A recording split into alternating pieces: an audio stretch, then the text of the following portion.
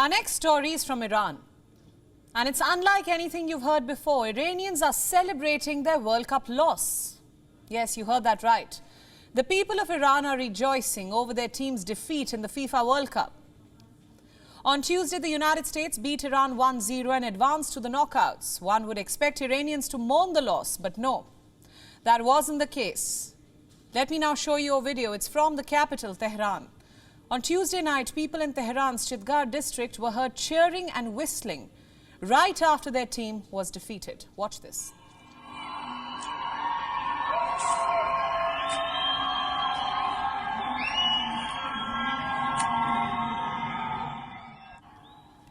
Another video shows a busy street in Tehran where commuters are honking their horns as a group of Iranian protesters chant on the side of the street.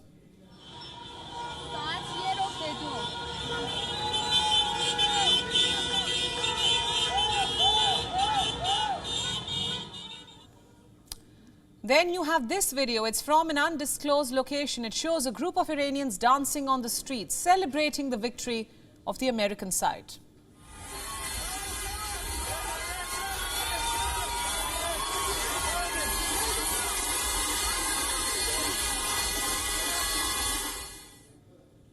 And take a look at this video. It shows an Iranian citizen waving the American flag, chanting, "America, we are behind you."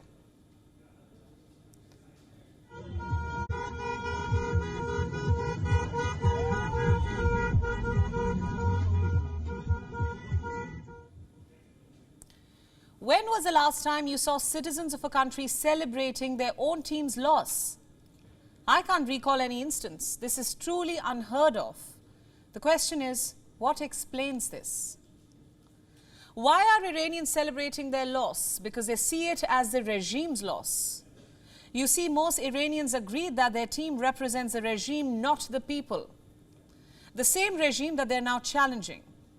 Remember, the people of Iran have been protesting for more than 3 months now. They're trying to build pressure on their rulers to change their ways, to let go of its draconian policies, especially on women's rights.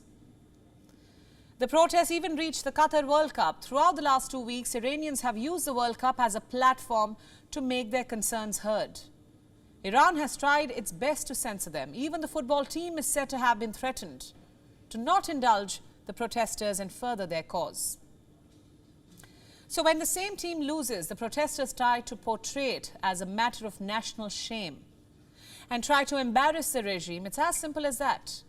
In fact, even before the match started, Iranians weren't really looking forward to their team winning. Listen in. Very important for me. Everybody should know about this. We don't have voice in Iran. People in Iran don't have access to internet anymore. They need us to spread the message. We need you to spread the message, please. We really need you. Be our voice. Zan Zendegi Azadi. This movement, we want to call it revolution. It's not a protest anymore. We want regime change in Iran. You know, it's been for more than 43 years that women just suppressed, but enough is enough. Our young kids, brave kids in Iran are just being killed, being shot because of the very basic rights they want. I have mixed feeling. I can't say I'm happy really because my country is playing and I'm not really so keen that they win. As I know, this is just platform for government to use it to show everything is normal, nothing is going on in Iran. Right now there is martial law in Kurdish cities, and at the same time killing women and children, but at the same time using this platform of football just to show normality and nothing going on and show everything happy, everybody supporting the team. But to be honest, we don't really support the team because they don't represent national team, they represent national government's interest. So how is the regime responding to this act of defiance with its usual authoritarian approach? Look at this headline. On the same day when Iran lost, the Iranian judiciary named 15 people who could face the death penalty. The figure includes 3 teens. All 3 are just 17 years of age. That's not all. Iranian authorities have also arrested 2 actors for standing in solidarity with the movement. It's not clear where the 2 are being held, but their families fear that their lives could be in danger. These were detentions. If we speak of the death toll, more than 448 Iranians have been killed by security forces since September. 60 of these fatalities were minors under 18. 9 of them were underage girls. And another 29 victims were women. These were the estimates according to human rights group. By all means, the real figure is much higher. So at the end of the day, no matter how fierce the protests have become, no matter how much support they're getting, the Iranian regime is in no mood for a rethink. The message it's trying to send is loud and clear. Anybody who tries to disrupt the status quo, anyone who tries to question the regime's ways, will either be put behind bars or worse, executed.